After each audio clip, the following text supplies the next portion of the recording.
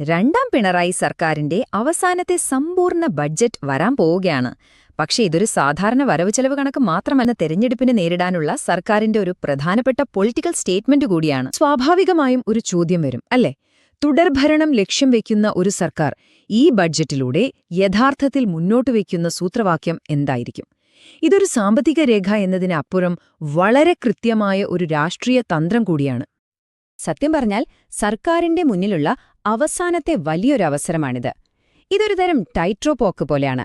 ഒരു വശത്ത് ക്ഷേമ പെൻഷൻ പോലെയുള്ള കാര്യങ്ങൾ പ്രതീക്ഷിക്കുന്ന സാധാരണ ജനങ്ങൾ, മറുവശത്ത് വലിയ വികസന പദ്ധതികൾ വേണമെന്നാഗ്രഹിക്കുന്നവരും. ഇത് രണ്ടും ഒരുമിച്ച് ബാലൻസ് ചെയ്ത് കൊണ്ടുപോകണം. ഈയൊരു ഇക്വേഷനിലെ ഏറ്റവും പ്രധാനപ്പെട്ട ഒരു കൂട്ടരാണ് സർക്കാർ ജീവനക്കാർ. വളരെ ഓർഗനൈസ്ഡ് ആണ്, എപ്പോഴും തങ്ങളുടെ അഭിപ്രായങ്ങൾ ഉറക്കെ പറയുന്നൊരു വിഭാഗം. അവരുടെ സംതൃപ്തി സർക്കാരിനെ സംബന്ധിച്ച് എത്രത്തോളം പ്രധാനമാണെന്ന് നമുക്ക് നോക്കാം. എന്തൊക്കെയാണ് ഈ നിർണായകമായ വോട്ട് ബാങ്കിന്റെ പ്രധാനപ്പെട്ട ആവശ്യങ്ങൾ? ഈ ബഡ്ജറ്റ് അഡ്രസ് ചെയ്യേണ്ട ഏറ്റവും പ്രധാനപ്പെട്ട വിഷയങ്ങൾ എന്തൊക്കെയാണ്? പ്രധാനമായും 3 കാര്യങ്ങളിലാണ് സർക്കാർ ഒരു ഉറപ്പ് നൽകുന്നത്. 1 ശമ്പള പരിഷ്കരണം, 2 പെൻഷൻ പരിഷ്കരണം, പിന്നെ കിട്ടാനുള്ള കുടിശ്ശികയെല്ലാം കൊടുത്തു തീർക്കുക. ധനമന്ത്രി തന്നെ വളരെ ക്ലിയറായിട്ട് പറയുന്നുണ്ട്, ഈ കാര്യത്തിൽ ഒരു വിട്ടുവീഴ്ചയുമില്ല എന്ന്. ശരിക്കും പറഞ്ഞാല് ഈയൊരു ഒറ്റ വാക്കില് എല്ലാം ഉണ്ട്. യാതൊരു എക്സ്ക്യൂസുമില്ല.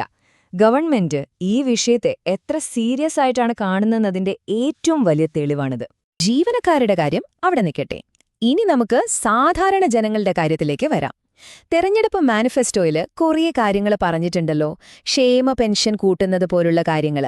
അതെല്ലാം ചെയ്യാനുള്ളൊരവസരമായിട്ടാണ് ഗവൺമെന്റ് ഈ ബഡ്ജറ്റിനെ കാണുന്നത്. സിൽവർ ലൈനിന്റെ കാര്യമെന്താകും? കേരളത്തിന്റെ ഒരു ഡ്രീം പ്രോജക്റ്റാണത്. അതിന്റെ ഫ്യൂച്ചർ എന്താണ്? ശരിക്കും പറഞ്ഞ ഒരു കാര്യം നമുക്ക് എല്ലാവർക്കും അറിയാം. വന്ദേ ഭാരത് ട്രെയിനിൽ തിരക്ക് കണ്ടാൽ മാത്രം മതി കേരളത്തിന് ഫാസ്റ്റ് ആയിട്ടുള്ള ട്രാവൽ ഓപ്ഷൻസ് എത്രത്തോളം അത്യാവശ്യമാണെന്ന് മനസ്സിലാക്കാൻ. ഇത് വെറുമൊരു സൗകര്യമല്ല, നമ്മുടെ വളർച്ചയ്ക്ക് തന്നെ വേണ്ട കാര്യമാണ്.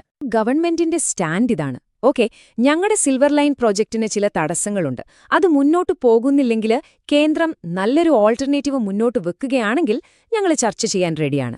അൾട്ടിമേറ്റ് ഗോൾ ഒന്നേ ഉള്ളൂ, കേരളത്തിൽ ഒരു ഹൈസ്പീഡ് ലൈൻ വരണം. അപ്പോ നമ്മൾ ഈ പറഞ്ഞ കാര്യങ്ങളെല്ലാം ഒന്ന് കൂട്ടിവെച്ച് നോക്കിയേ. ഒരിടത്ത് ജീവനക്കാർക്കും ജനങ്ങൾക്കും കൊടുക്കുന്ന ഒരുപാട് വാഗ്ദാനങ്ങള്, മറ്റൊരിടത്ത് കേന്ദ്രം പണം വെട്ടിക്കുറച്ചതിന്റെ വലിയൊരു പ്രഷർ. ഈ രണ്ടും കൂടെ എങ്ങനെ ബാലൻസ് ചെയ്യും? സംസ്ഥാനത്തിന് ഇത് താങ്ങാൻ പറ്റുമോ? പക്ഷേ ഈ ടെൻഷനൊക്കെ നിലനിൽക്കുമ്പോഴും ഫിനാൻസ് മിനിസ്റ്റർ വളരെ കോൺഫിഡന്റാണ്. അദ്ദേഹം പറയുന്നത് കേൾക്കണം. ഇതൊരു വലിയ ഭാരമില്ലാത്ത ബജറ്റായിരിക്കുമെന്ന്.